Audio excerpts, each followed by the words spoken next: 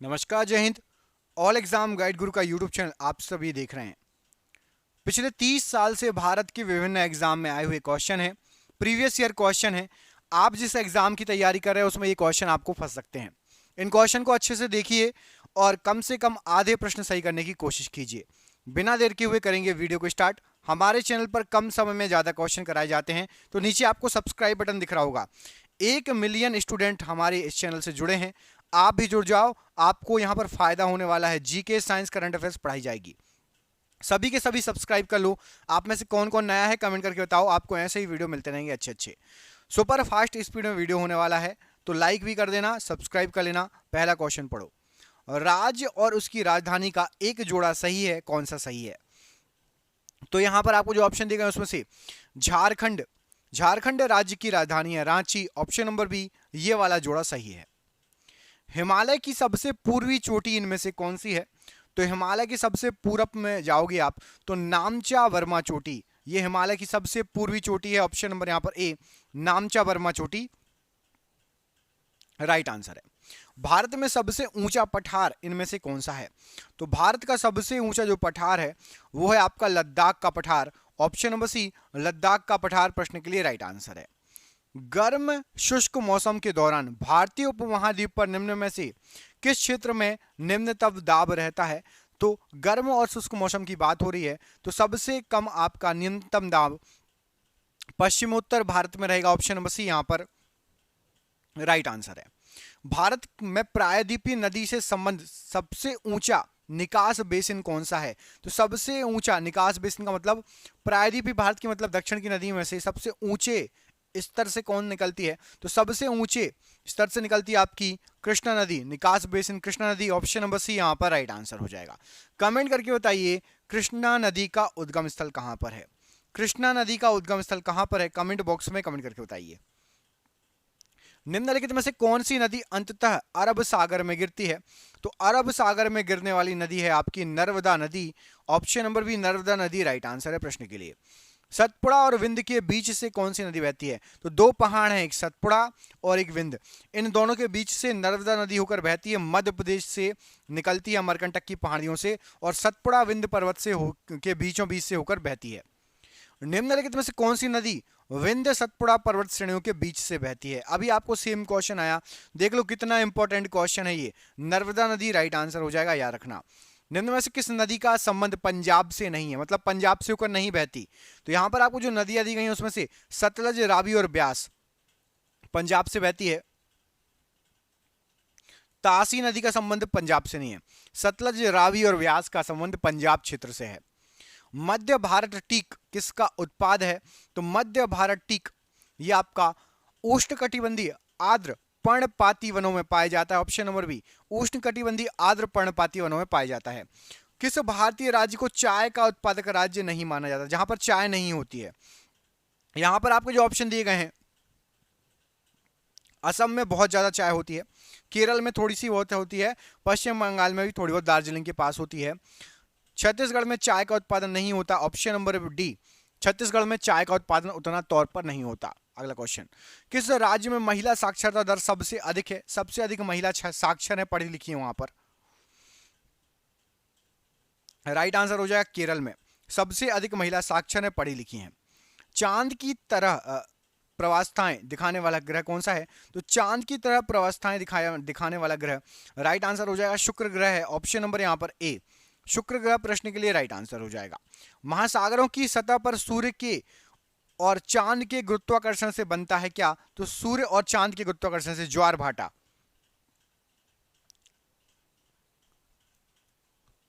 Option number सी, ज्वार भाटा right answer हो जाएगा। समुद्र का पानी थोड़ा बहुत हटता है या ऊपर आता है, ज्वार भाटा कहलाता है। चंद्रमा और सूर्य के गुरुत्वाकर्षण से होता है।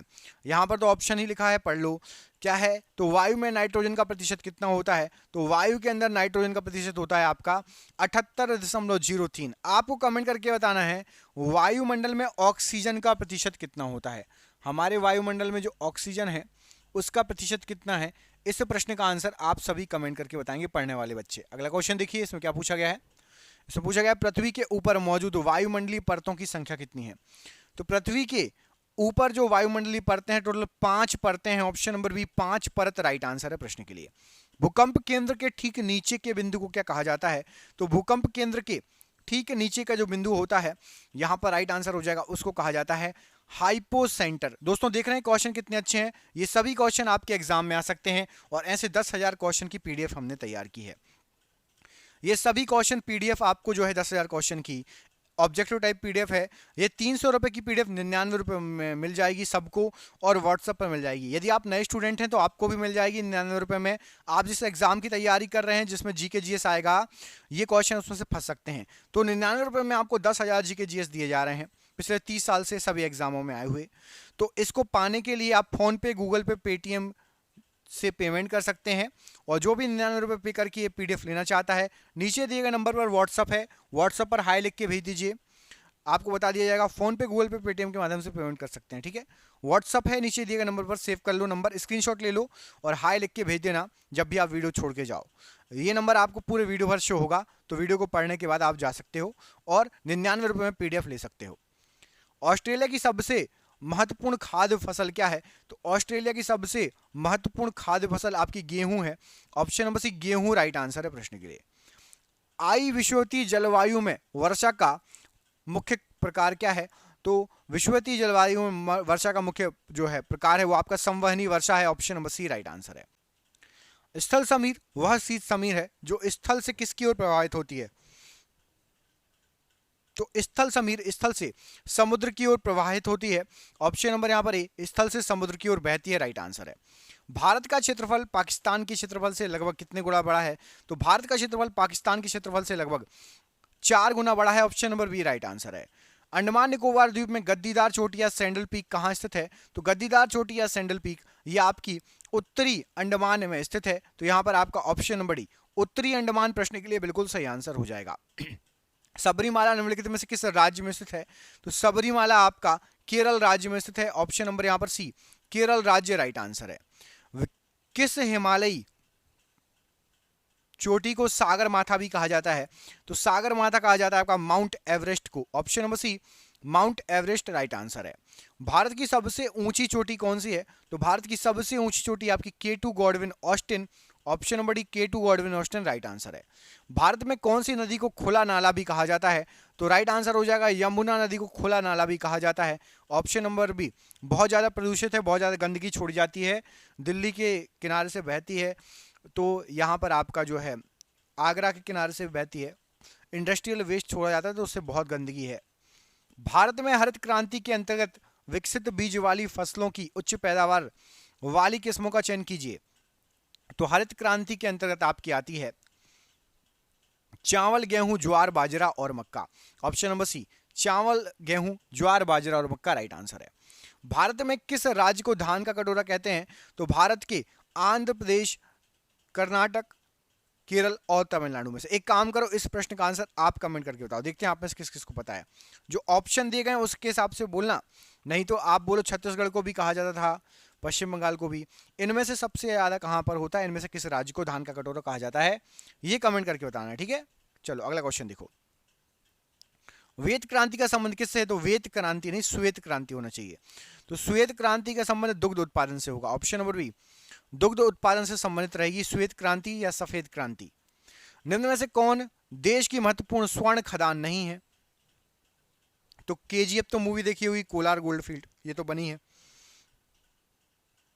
रामगिरी और हट्टी भी है। होसपेट ये आपकी गोल्ड की सोने की खदान नहीं है, होसपेट ऑप्शन नंबर बी गलत आंसर है। ताप विद्युत परियोजनाओं के संदर्भ में निम्नलिखित में से कौन सा जोड़ा सही है? तो ताप विद्युत परियोजनाएं देखेंगे तो आपका एक जोड़ा सही है, बाकी 3 गलत है 4 में से।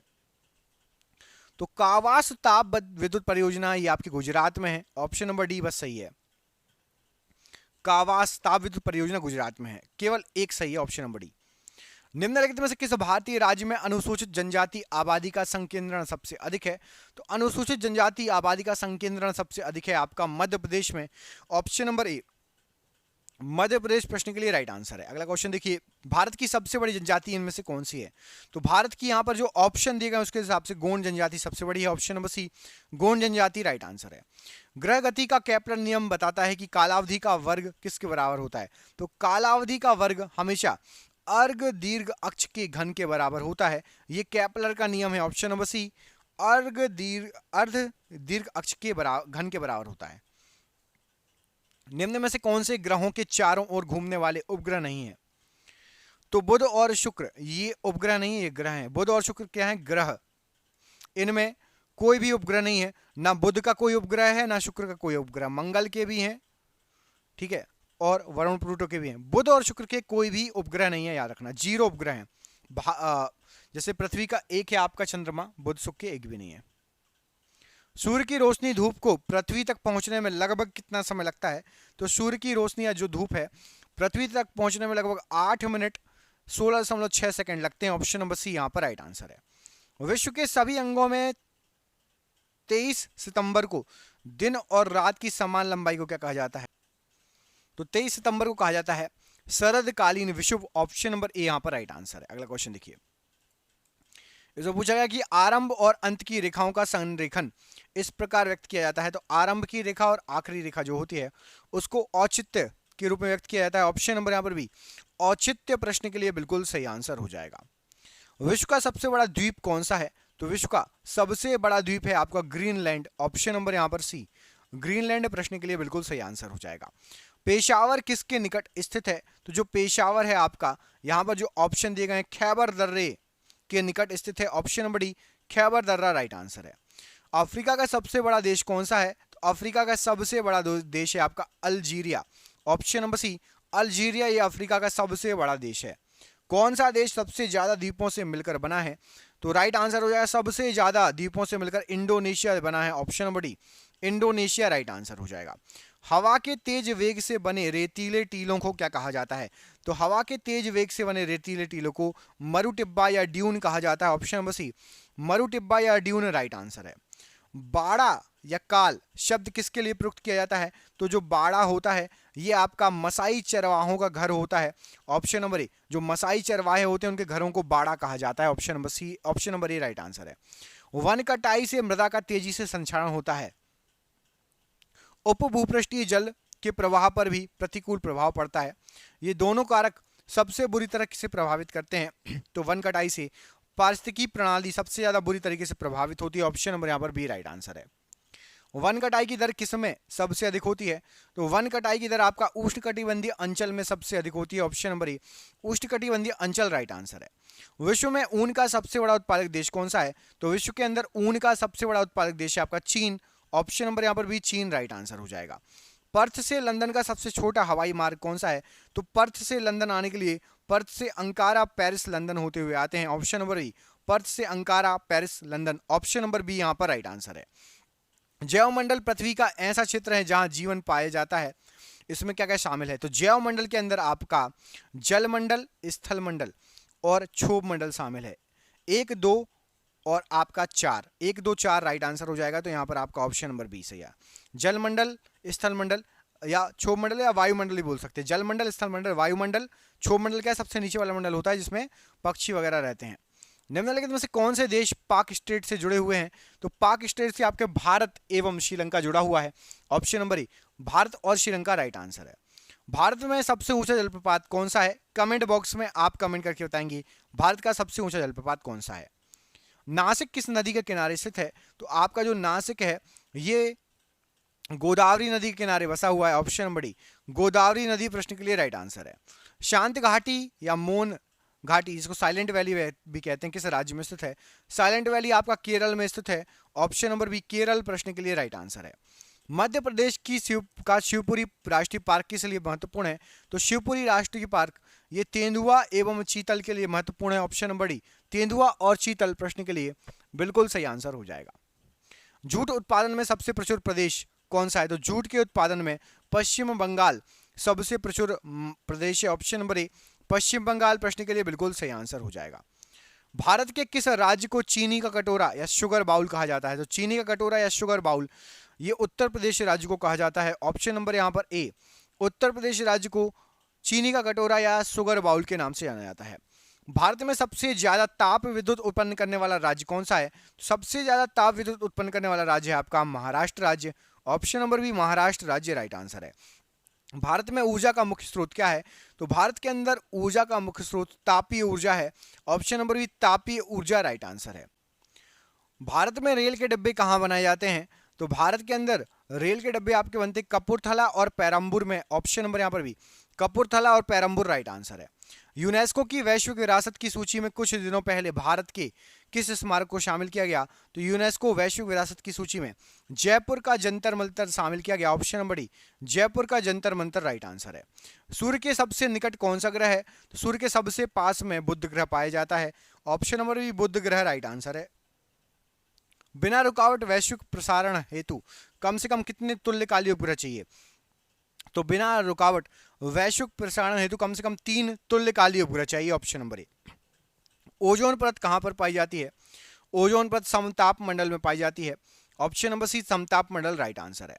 निम्नलिखित में से अंतरराष्ट्रीय दिनांक रेखा कौन सी है? तो अंतरराष्ट्रीय तिथि रेखा या अंतरराष्ट्रीय दिनांक रेखा 180 डिग्री देशांतर रेखा कहलाती है। ऑप्शन नंबर डी यहाँ पर राइट आंसर है। सुनामी का मुख्य कारण इनमें से क्या है? तो जो सुनामी आती है समुद्री सतह पर भूकंप के कारण आती है। ऑप्शन नंबर सी समुद्री सतह पर भूकंप राइट आंसर है। कृषि उत्पादों की कोटि किस प्रकार निर्धारित की जाती है? तो कृषि उत्पादों की कोटि ये एग मार्क से निर्धारित होती है। Option number C Agmark right answer है। IR-20 किस चीज की अधिक पैदावार देने वाली किस्म है? तो IR-20 ये चावल की अधिक पैदावार देने वाली किस्म है। ऑप्शन नंबर बी चावल राइट आंसर है। वह पुष्पकलिका जिसे मसाले के रूप में इस्तेमाल किया जाता है किससे प्राप्त होती है? तो पुष्पकलिका जो मसाले के रूप में इस्तेमाल होती है लौंग। ऑप्शन नंबर सी पुष्प की कली है लौंग। ऑप्शन नंबर सी। पीसो किस देश की मुद्रा है? तो जो पीसो है ये आपकी मैक्सिको की मुद्रा है। Option number B Mexico right answer है। येन किस देश की मुद्रा है? तो येन आपकी ये जापान की मुद्रा है। Option number C Japan right answer है। अमेरिका की खोज किसके द्वारा की गई? तो अमेरिका के खोजकर्ता थे Columbus. Option number B Columbus ने अमेरिका की खोज की थी राइट आंसर है। राज्यों के किस समूह के साथ नागालैंड की साझी सीमाएं हैं? तो नागालैंड जो टच होता है ये टच होता है अरुणाचल प्रदेश से, असम से और मणिपुर से। 3 जगह से लगता है Nagaland. Option number B Arunachal Pradesh, Assam और मणिपुर। निम्नलिखित में से सही जोड़ा कौन सा है? तो यहां पर आपको जो ऑप्शन दिए गए हैं उसमें से आपका त्रिपुरा जो कि अगरतला आपका सही जोड़ा है। ऑप्शन नंबर सी त्रिपुरा की राजधानी अगरतला है, ये सही जोड़ा है, बाकी सभी गलत है। असम, अरुणाचल प्रदेश और नागालैंड की राजधानी कमेंट करके बताइए। असम की राजधानी, अरुणाचल प्रदेश की राजधानी और नागालैंड की राजधानी कमेंट बॉक्स में कमेंट करके बताइए। लेटराइट मिट्टी कहां पाई जाती है? तो लेटराइट मिट्टी आपकी आर्द्र तथा शुष्क जलवायु वाले उष्णकटिबंधीय क्षेत्रों में पाई जाती है। Option number D right answer हो जाएगा प्रश्न के लिए। भारत की जलवायु कैसी है? तो जो भारत है इसकी जलवायु मॉनसूनी जलवायु है। ऑप्शन नंबर बी मॉनसूनी जलवायु राइट आंसर है। चेन्नई को दक्षिणी पश्चिमी मॉनसून से अन्य स्थानों की अपेक्षा कम वर्षा मिलती है, ऐसा क्यों? तो चेन्नई या तमिलनाडु को कम वर्षा मिलती है जब हमारे यहाँ जुलाई में पानी गिरता है, जुलाई अगस्त में। इसका कारण क्या है? मॉनसून कोरोमंडल तट के समांतर चलते हैं। चेन्नई बहुत गर्म है और नमी को संग्रहित नहीं होने देता और वे अपतट पवने हैं, इसलिए उपरोक्त सभी कारण से चेन्नई में दक्षिणी पश्चिम मॉनसून के कारण वर्षा कम होती है। भारत के धान के प्रदेश कितने सेंटीमीटर से अधिक वर्षा वाले क्षेत्र में स्थित हैं? तो जो धान के प्रदेश हैं कम से कम 100 सेंटीमीटर से अधिक वर्षा वाले क्षेत्र में स्थित हैं। Option number C. निम्न में से किस नदी का स्रोत भारत से बाहर है? तो भारत के बाहर से आती है ब्रह्मपुत्र नदी। तिब्बत के चेमायुंगडुंग ग्लेशियर से निकलती है ब्रह्मपुत्र नदी और भारत में प्रवेश करती है। ऑप्शन नंबर ए। विजयवाड़ा किस नदी के किनारे स्थित है? तो आपका जो विजयवाड़ा है यहाँ पर राइट आंसर हो जाएगा, ये कृष्णा नदी के किनारे स्थित है। ऑप्शन नंबर बी कृष्णा नदी राइट आंसर है प्रश्न के लिए। सूरत किस नदी के तट पर स्थित है? तो सूरत आपका ताप्ती नदी के किनारे है। ऑप्शन नंबर डी ताप्ती नदी राइट आंसर है। माजुली संसार का सबसे बड़ा नदी द्वीप किस राज्य में स्थित है? तो माजुली नदी द्वीप ये असम में स्थित है। Option number B Assam right answer है। भरतपुर पक्षी अभ्यारण्य किस राज्य में स्थित है? तो भरतपुर पक्षी अभ्यारण्य जो है ये आपका राजस्थान राज्य में है। ऑप्शन नंबर यहाँ पर डी राजस्थान राज्य राइट आंसर है। जीवमंडल सुरक्षित क्षेत्र का उद्देश्य क्या है? तो जीवमंडल सुरक्षित क्षेत्र का जो उद्देश्य है जो है उपरोक्त सभी वन्य भूमि के वनस्पति जात और प्राणी जात जो है की परिरक्षण करना, वन्य उत्पादों का प्रयोग और विकास, कृषि उत्पादों का प्रयोग और विकास, ये सभी हम जो है जीवमंडल सुरक्षित क्षेत्र में ये सभी उद्देश्य होते हैं। भारत में जैव मंडलों के आरक्षित स्थलों की कुल संख्या कितनी है? तो आरक्षित जैव मंडल आप कमेंट बॉक्स में कमेंट करके बताएं कितने आरक्षित जैव मंडल हैं भारत के अंदर। जो जैव मंडल है वो कितने आरक्षित हैं, कमेंट बॉक्स में कमेंट करके बताइए। अगला क्वेश्चन देखिए। अगले क्वेश्चन में पूछा गया आपसे, असम राज्य में काम कर रही तेल परिष्करणशालाओं रिफाइनरों की संख्या कितनी है? असम राज्य में 4 रिफाइनरीज हैं।